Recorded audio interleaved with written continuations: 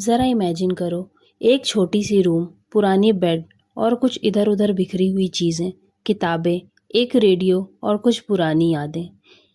ये जिम का कमरा है। जिम एक आदमी जिसे दुनिया भूल चुकी है। कभी कभी हम सब ऐसा ही महसूस करते हैं कि हम सिर्फ एक नाम है और दुनिया की इस भीड़ में हम खो चुके हैं।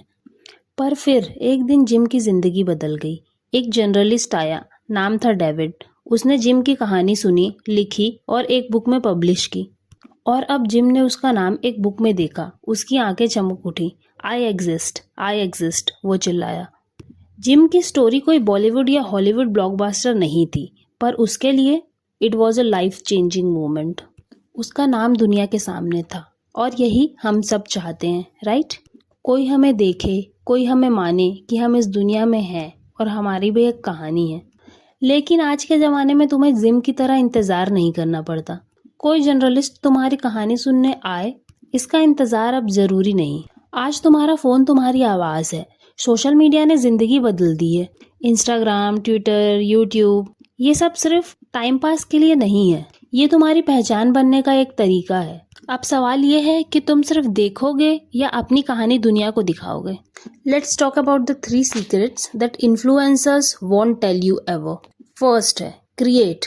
हर इंसान के अंदर एक आर्टिस्ट होता है, एक क्रिएटर। जब हम छोटे थे, हम सपने देखते थे, क्रेयॉन से वॉल पर ड्रॉ करते थे। फिर बड़े हो गए और सबने हमें बोला, लाइन के अंदर कलर करो, अलग मत बनो। लेकिन सच तो ये है कि डिफरेंट बनना ही तुम्हारी पहचान बनना है। तुम्हारी क्रिएटिविटी ही तुम्हारी सबसे बड़ी ताकत है। तुम राइटर हो, सिंगर हो या डिजाइनर, जो भी हो, सबसे पहला स्टेप है क्रिएट करना। Second, publish. लेकिन सिर्फ क्रिएट करना काफी नहीं है। रियल मैजिक तब होता है जब आप अपने काम को दुनिया के सामने लाते हो, पब्लिश करते हो, अपनी वल्नरेबिलिटी दिखाते हो।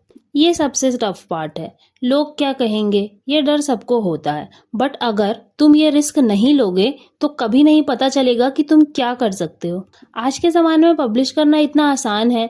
You don't need to wait for any person's permission. तुम्हारा हाथ, तुम्हारी पावर। वो शायरी है ना, हमेशा देर कर देता हूँ मैं, उसे आवाज़ देनी हो, वापस बुलाना हो, हमेशा देर कर देता हूँ मैं। ये सेम चीज़ हम करते हैं। हम सोचते ही रह जाते हैं और उसे इम्प्लीमेंट कोई और कर जाता है। तो थर्ड स्टेप है ग्रो। ग्रोथ मतलब वन नाइट सक्सेस अचीव करना नहीं होता। जिस दिन आपने क्रिएट करके पब्लिश करना शुरू कर दिया, आपकी ग्रोथ शुरू हो चुकी है। ये एक जर्नी है, कोई डेस्टिनेशन नहीं। लोग समझते हैं कि इन्फ्लुएंसर्स एक ही रात में फेमस हो गए, लेकिन रियल स्टोरी ये है कि उन्होंने बार बार पब्लिश किया, इम्प्रूव किया, ग्रो किया, गलतियां की और सीखा और फिर आगे बढ़े। हमें भी बस यही करना है। और जब तुम कंसिस्टेंट होते हो, दुनिया तुम्हारी कहानी सुनने लगती है, अपॉर्चुनिटीज आने लगती हैं। Remember, universe only helps those who helps themselves.